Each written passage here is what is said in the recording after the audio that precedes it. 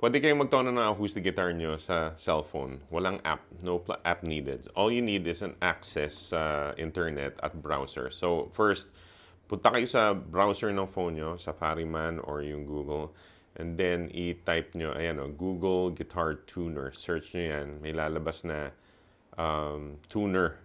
Antimano. No more apps. So, ang i-enable nyo lang yung microphone and then allow nyo yung para marinig niya yung gitara. So, and then you can start tuning na. So, testingin natin. Ito, E string, low E string. Okay, medyo mababa.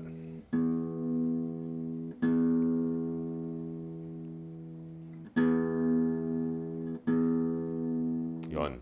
Pag umilaw yung green na yon sa gitna, ibig sabihin nasa tono na yon. So, next A. Oh, nasa tono na pala yung A ko. So, next D.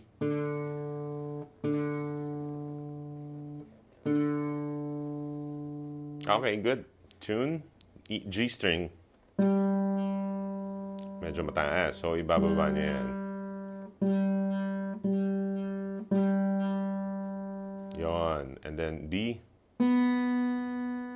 Good. E string.